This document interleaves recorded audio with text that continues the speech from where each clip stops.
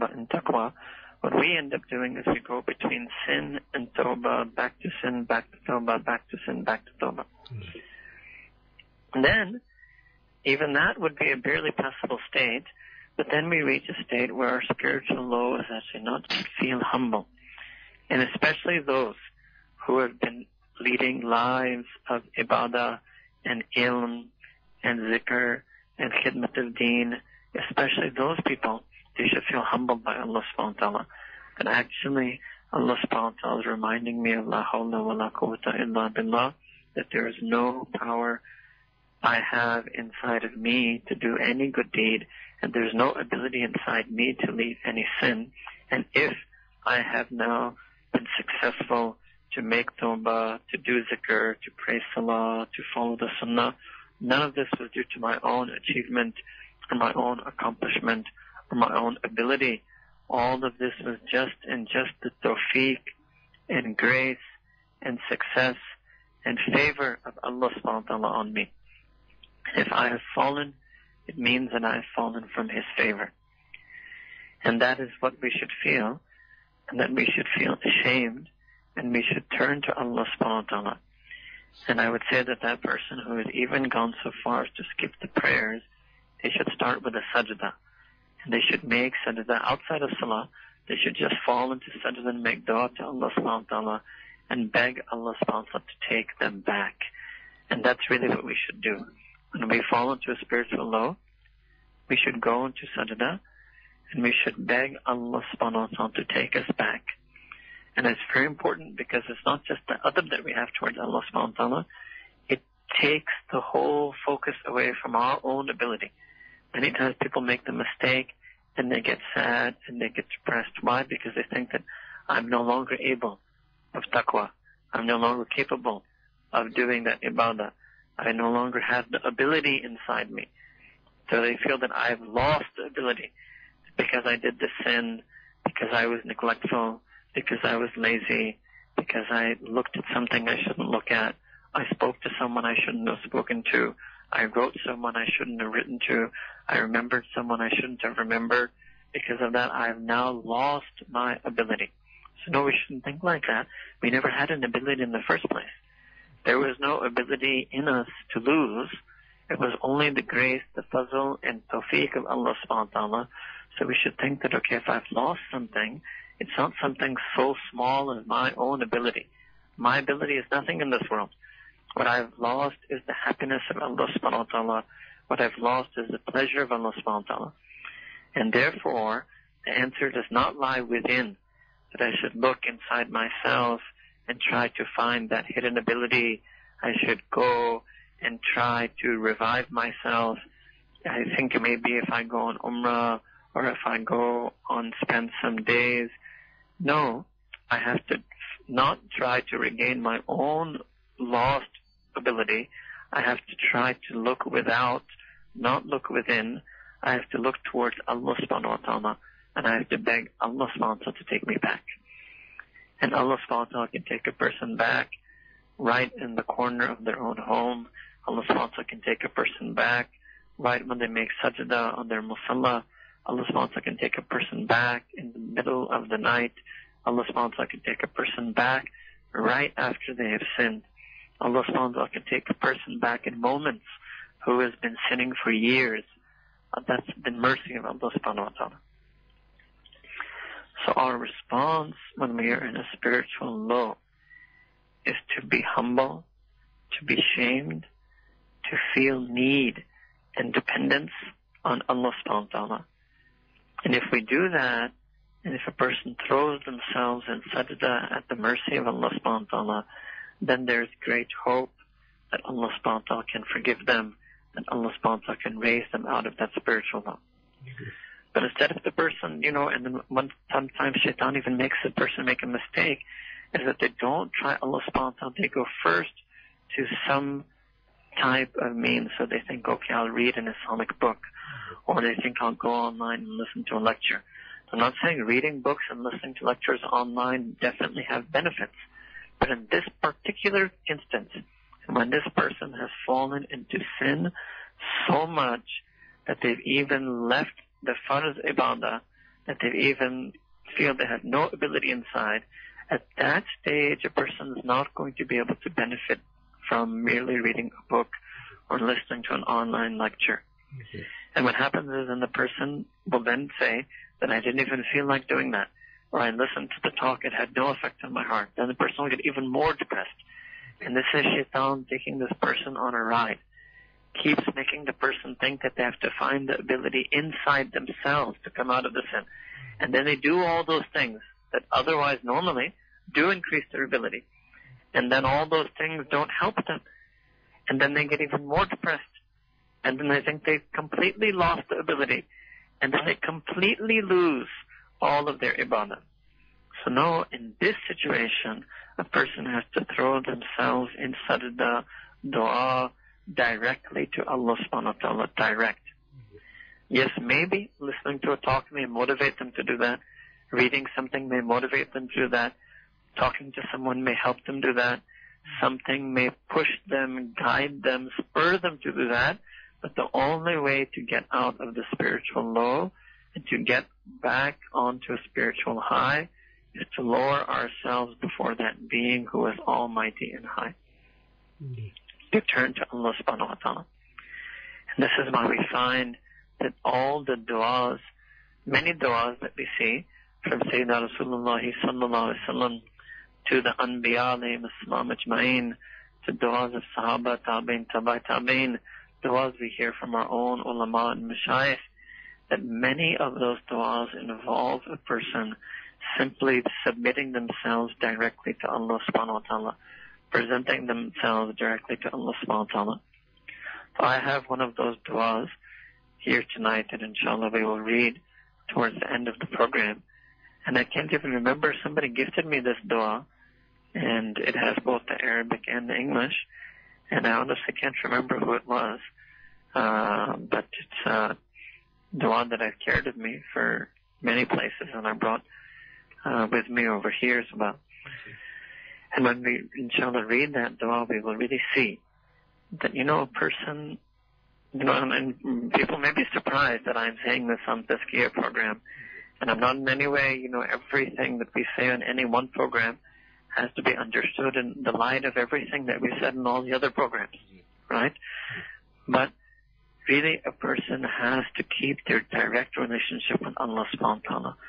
And if we neglect that and we lose that, right, then there's no replacement for that. So even the relationship with the Shaykh is all about trying to connect a person to Allah subhanahu wa ta'ala, link a person to Allah subhanahu wa ta'ala, restore that person's link to Allah subhanahu wa ta'ala, re-motivate that person to connect to Allah subhanahu wa ta'ala. But at the end of the day, we must have a direct relationship with Allah subhanahu wa ta'ala. And that is why, again, when you see these different du'as, that you feel that the sincerity in the dua comes across when you see how personal that they make, how personal the du'as were that were made to Allah subhanahu wa ta'ala.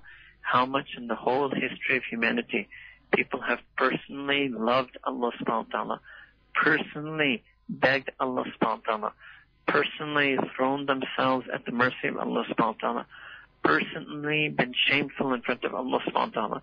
And that's really one of the big aspects of tasawwuf, is it by zikr and rabata and sohbah, it's all geared to help that person develop and maintain their personal relationship with Allah subhanahu wa ta'ala, their direct relationship with Allah subhanahu wa ta'ala. And whenever that falls, whenever that becomes weak, then there's no ability inside of ourselves to get that back, because that relationship was a gift from Allah subhanahu wa ta'ala, was bestowed by Allah subhanahu wa ta'ala on us. Yeah. One of the greatest ways we lose that personal relationship with Allah subhanahu wa ta'ala is when we form personal relationships with other people outside the bounds of Sharia. And then what happens is all the feelings that we were supposed to have for Allah ta'ala, we end up having for another human being.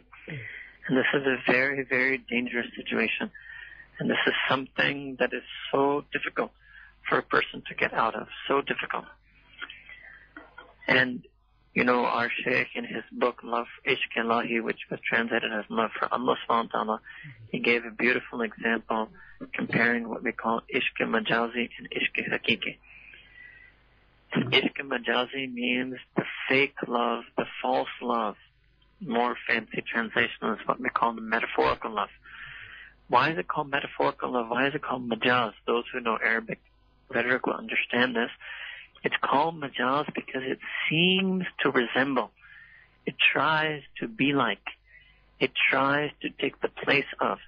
It adopts the same characteristics of ishq hakiki, which is the true love, which is love for Allah subhanahu wa ta'ala. And in fact, I would say, if we understand it that way, that the more majaz the ishq is, the more devastating it is. In other words, the more it resembles, seemingly deceptively resembles love for Allah subhanahu wa ta'ala, the more devastating and crippling it is. What does it mean? It means that a crude, lustful love for some member of creation, although it is definitely sinful, definitely problematic, definitely is to physical sin. But my view is that the crude, physical, lustful love is less harmful than ishq majazi. As ishq majazi again means that a person feels emotionally for someone what they were supposed to emotionally feel for Allah subhanahu wa ta'ala. And what are those things? So for example, feelings of longing, of yearning, of need. And our Shaykh has outlined these one by one. And the Mashaykh of the Tasawwuf used to mention these characteristics one by one by one by one. And they would even write about the poetry. And even the Arabic poetry would reflect this, that the feelings that a person was supposed to feel for Allah subhanahu wa ta'ala, people ended up feeling that for members of the opposite gender. And when a person has that feeling, and I'm stressing on this tonight because many times the reason that we're in a spiritual low is because of this reason. And it means that we have instead in our heart have a direct personal relationship for someone else, or we're supposed to have that direct personal relationship for Allah subhanahu wa ta'ala. And the reason it's so difficult is because it's quote unquote natural. This is what we feel. We feel it's natural. We feel we're being honest. And we honestly, naturally say that I'm feeling these feelings for this person. And we don't know what to do about it. Right? And those were exactly the feelings we were supposed to feel for Allah subhanahu wa ta'ala. I remember a few years ago, and I can't remember where I read it, and I've tried a couple of times to find it again. I read a quote by one of the early awliya, and he said, and this is not a prescription, this is a description. In other words, we're not prescribing this particular behavior, but he was describing something, and he said that person who has suffered from ishq majazi, only that person will truly understand ishq hakiki. In other words, that person who has extracted themselves out one by one from all of those feelings that we have for ghairullah, and gave each and every one of them one by one to Allah subhanahu wa ta'ala instead, that person will reach ishq hakiki. Obviously, there's the other route, which is the more noble and pure route, that there are going to be people in this world who never feel that ishq majazi. They don't feel that same feeling of love. Resembling feeling of love, yearning, longing, missing, wanting, craving for another person. They only felt that for Allah subhanahu wa ta'ala. So that is obviously the ideal way. But for those it's too late for them. They've already gotten those feelings for somebody else. They've already fallen in that sense for somebody else, right? So it's only when they are able to completely give up on those things that they will be able to find Allah subhanahu wa ta'ala again. So this is one of the major reasons that we fall into a spiritual low. And it's one of the most difficult things for a person to get out of ishq majazi. And this is why many times we tell people on the program as well that the only thing that can get us out from an emotional addiction is to get on a higher emotional addiction. The only thing that can get us out of this particular spiritual low is to get connected to the spiritual high of Allah subhanahu wa ta'ala. The only thing that can get us out from this emotional heartache for ghairullah is if we can learn to feel emotional heartache for Allah subhanahu wa ta'ala. If we can learn to miss Allah, to yearn for Allah, to crave Allah subhanahu wa ta'ala, to long for Allah subhanahu wa ta'ala. And that means that requires a direct personal relationship with Allah subhanahu wa ta'ala. A direct personal relationship with Allah subhanahu wa ta'ala. And then that means the tawbah, what is the type of tawbah that we have to make? So the tawbah is that Allah subhanahu wa ta'ala, I seek your forgiveness and I beg your mercy and I repent to you for the feelings that I had. Not for any action, for the actions also, but for most particularly for the feelings that I had in my heart. That those feelings, those special feelings that are called ishq, means those feelings of love, those emotions of love, those special highest feelings of love, I should have only had them for you. And what has happened to me? That I've fallen so low that I don't have them for you.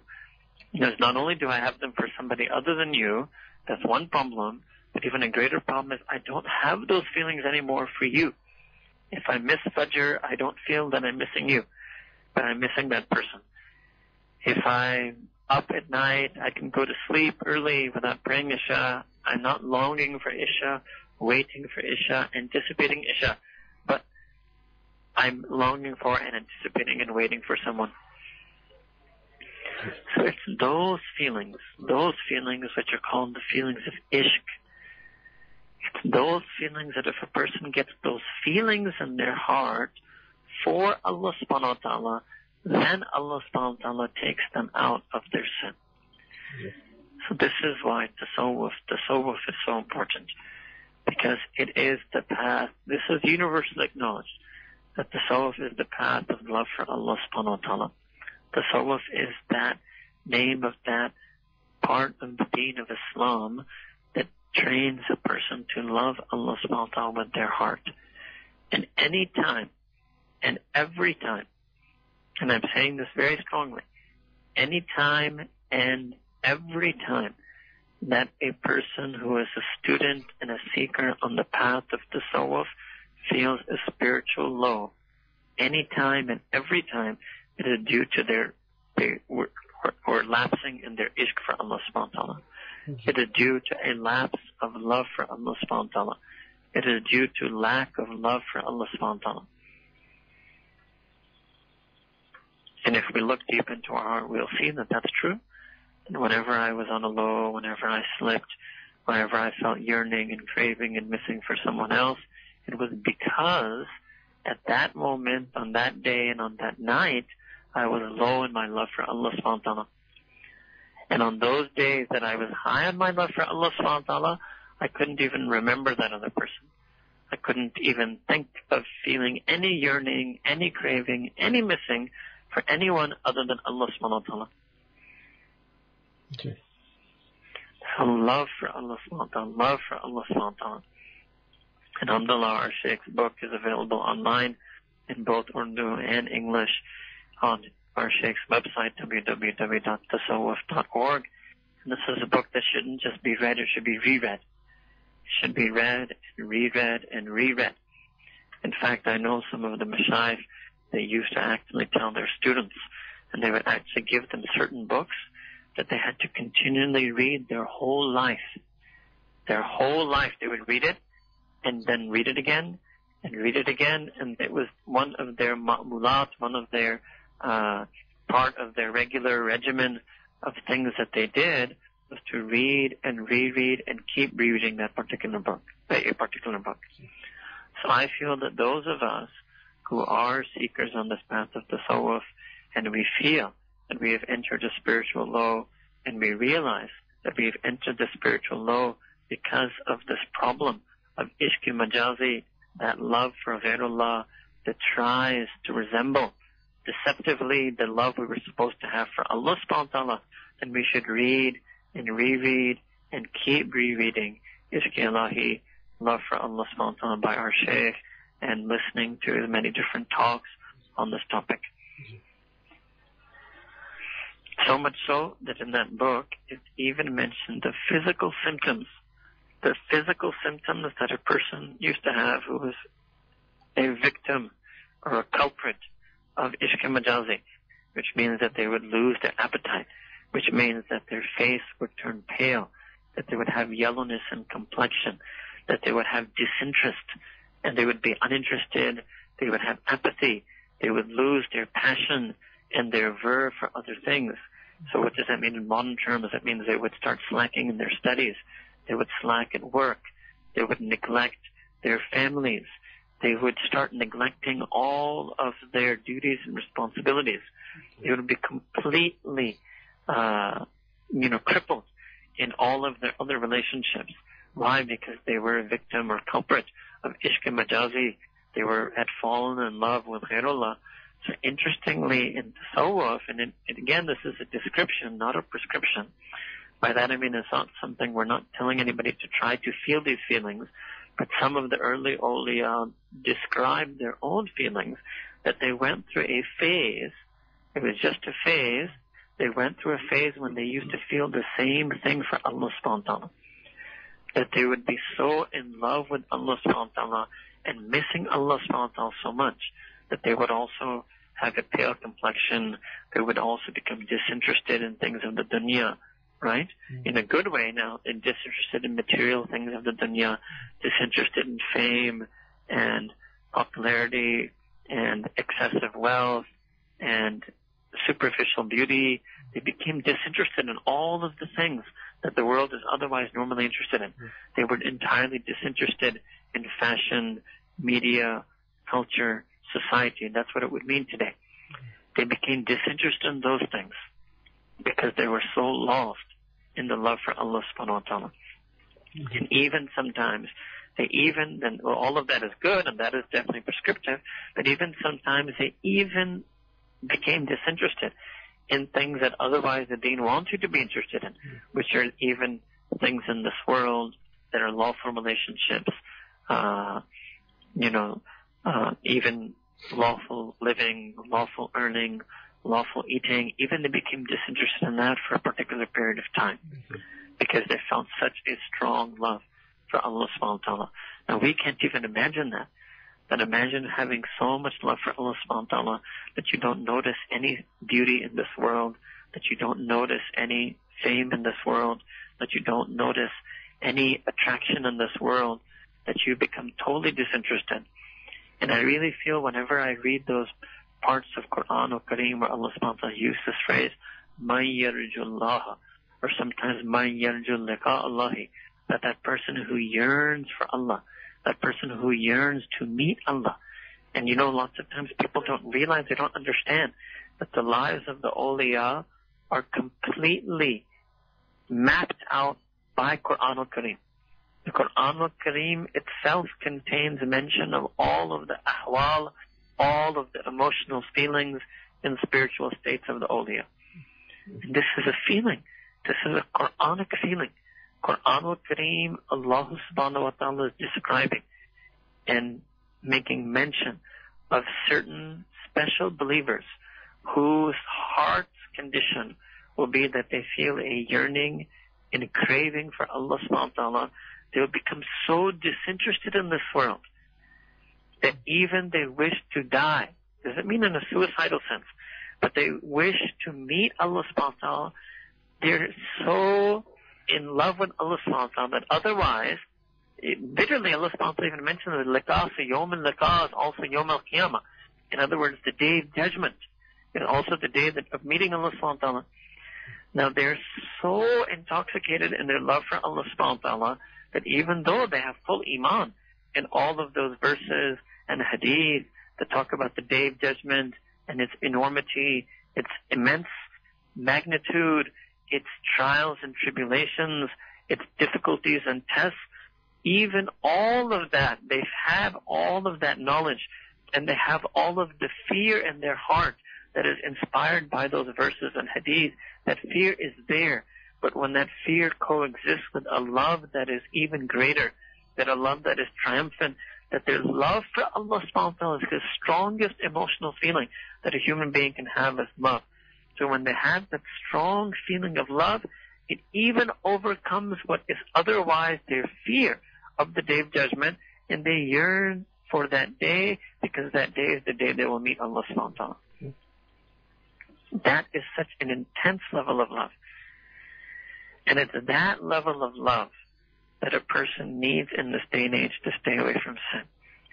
Because again, it's my experience and my reading of people that the vast majority of sins that we are now guilty of is due to ishq majazi, is due to that false emotional relationship that seems to be so true, that seems to be so real. That's why people say that, no, I really love that person. I really miss that person. And at one level, they're absolutely honest. At one level of analysis, what they're saying is absolutely correct. They really do love that person and they really do miss that person. But they have to trade that in for a higher love. They have to make that change from ishq majazi to ishq hakiki. That change. So for that person who has not yet fallen into ishq majazi, this may not apply to them. But to that person who has been a culprit, victim of ishq majazi, to make the change once you're inside ishq majazi, to make the change from that and to go inside ishq hakiki, I don't see any other path other than the souls that can enable a person to do that. And there is no other feeling other than love for Allah subhanahu wa ta'ala that can take a person out of that. Then, a person will still have, maybe there will still be lows in this dunya. There will be different tests Allah subhanahu wa ta'ala sends our way. There will be moments of disappointment, moments of failure, moments of betrayal, moments of, simply being unsuccessful at something we were trying. But it won't be a spiritual low. In our heart, we will still love Allah subhanahu wa ta'ala. So that means in spiritual low and spiritual high should simply be understood as I feel low level of love for Allah subhanahu wa ta'ala, or do I feel high level of love for Allah subhanahu wa ta'ala? And that's why Allah subhanahu wa ta'ala wanted that all of the people of Iman should have ishq hakiki. Allah ta'ala wanted that all of the people of Iman should be saved from ishq majazi. And you also see another thing you find in Qur'an is that all of those sins that are most harmful for us, all of those attributes and feelings that are most harmful for us, Allah subhanahu wa ta'ala clearly mentions each one in Qur'an, and He wants to take us out from each of them. He wants to take us out from each and every single one of them. And because He wants to take us out from ishq majazi, and He wanted to ideally even prevent us from ever falling to it, and He wanted this for each and every single person on Iman, so that's why Allah subhanahu wa ta'ala said in Qur'an, وَالَّذِينَ آمَنُوا أَشَدُّ حُبًّا لِلَّهِ, that indeed those who have Iman, they're extremely intense in their love for Allah subhanahu wa ta'ala. They're so drowning in ishq hakiki that they're beyond the reach of ishq majazi. And that is really that what I just described is those few select awliyaullah in this world. They're what we call mahfuz. What does it mean? They're preserved. They are safeguarded. What does it mean? That they're so advanced in their love for Allah subhanahu wa ta'ala that they're now untouchable by ishq majazi. They cannot be touched by having such a false love because they have drowned so much in the true love. And that is such a rare human being. There may be only a handful of such type of human beings on this earth. And that's why, again, all of Shaitan's efforts are exactly to keep us away from this, and exactly to pull us in the opposite direction. And all of his bag of tricks of sin is really almost all, the vast majority of it is trying to bring a person to ishq majazi. To bring a person to ishq majazi. And now I will also say that there may be some of our listeners who only by the mercy and grace and kindness of Allah subhanahu wa ta'ala have been able up to this point to actually save themselves from ishq majazi. Even then they should be afraid. They shouldn't think again that they had some ability, that I have this ability, or that this sin will never affect me, or this is not one of my problems. I may have another problem, I have greed, or I may have anger, but this is not a problem that I have. We should never ever think like that. We should always be on guard. We should always be wary. We should always be fearful. We should always be humble in front of Allah subhanahu wa ta'ala. And we should think that if there is somebody who at this moment Allah ta'ala has blessed them through His karam, His fazl, His rahmah, His barakah, and has brought them in a place that is safe from ishq majazi, and has let them even taste from the wells of ishq hakiki, has let them taste and feel with some feelings of true love for Allah subhanahu wa ta'ala, even then a person should be afraid, a person should be fearful that at any moment I could slip. And in fact, the more love that a person has for Allah subhanahu wa ta'ala in their heart, the more sinister shaitan's trap becomes, because then he tries to trap a person in the real majaz. In other words, that ishq majazi that most closely resembles love for Allah subhanahu wa ta'ala. That love for Ghair Allah that most closely loves love for Allah subhanahu wa ta'ala, shaitan will try to trap a person in that. And will just try to flick them, as we say, just try to, nudge them, just try to nudge them over the edge.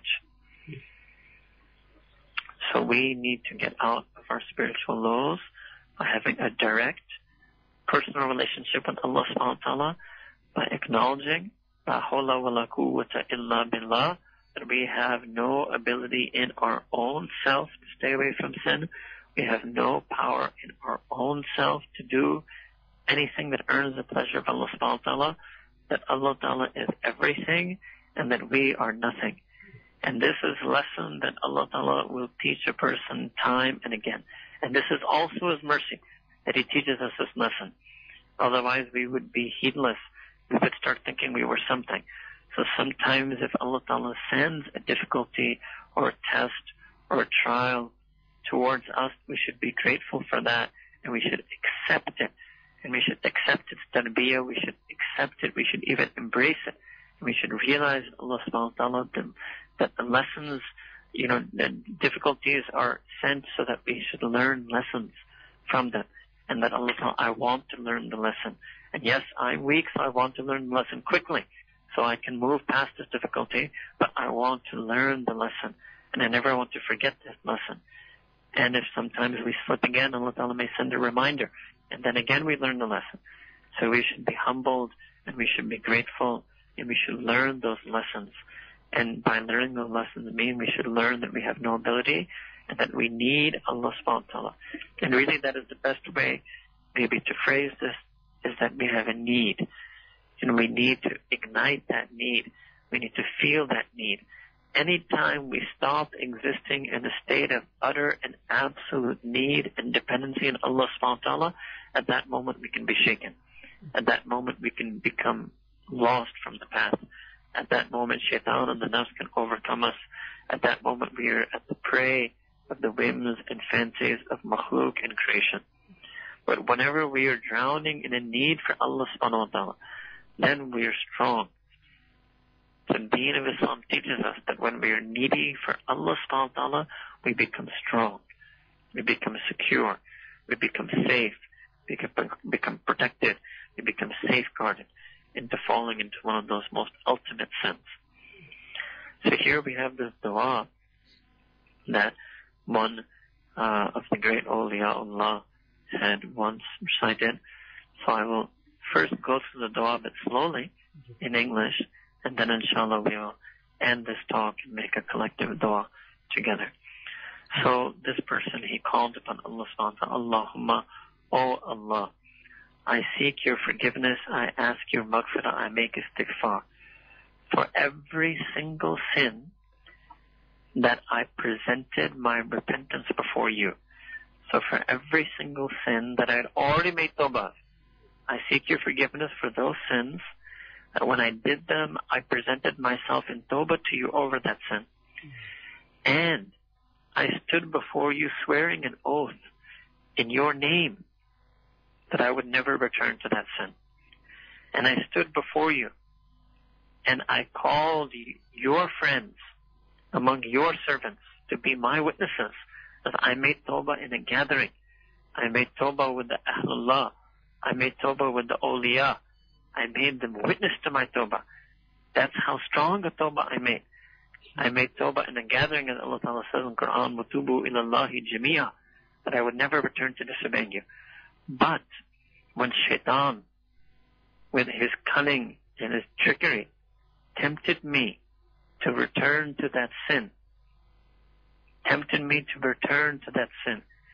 and in my heart I started to desire that sin, and then I lost your mercy and protection over me because I betrayed you in my heart and I desired that sin, then I started wavering and I started wandering and I started going toward that sin, and my nafs made me disobey you once again. And then Allah, I hid myself in shame from your servants, those friends and servants of yours with whom in whose presence I had made tawbah. So I hid myself from them. I withdrew myself from them. But in front of you, I had no shame. And I openly, endearingly committed sins, even though I knew full well that there was no covering, no closed door, nothing that can conceal and hide me from you, and there was no veil that could hide me from your sight. But I still defied you disobediently, and I did what you had prohibited me to do.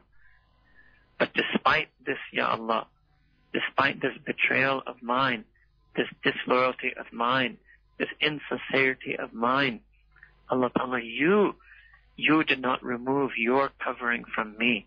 You remain a sattar. You hid my sins in front of others. Indeed, you treated me equal to your pious servants. You treated me like you treat the Salihin, as though I was myself an obedient servant, as if I was actually fulfilling your commands, where instead the reality was that I was breaking your rules. And I remained hidden like this in front of your friends, and I remained hidden like this in front of your righteous servants. And none of them, except for you, knew my secret. But never did you single me out from them. Never did you mark me with any disgrace. Even, in fact, you gave me izzat with them, and you gave me izzat in front of them, as if in your eyes I was the same as they were. All of this, Ya Allah, was only because of your hilm, your forbearance, your barakat, and your blessings onto me. So then, Ya Allah, I turn to you, Rabbi, O my Rabb, of Zu Fadl and Kareem, of incredible and immense fadl and mercy. And Ya Allah, to you belongs all praise. You and you are everything, and I am nothing.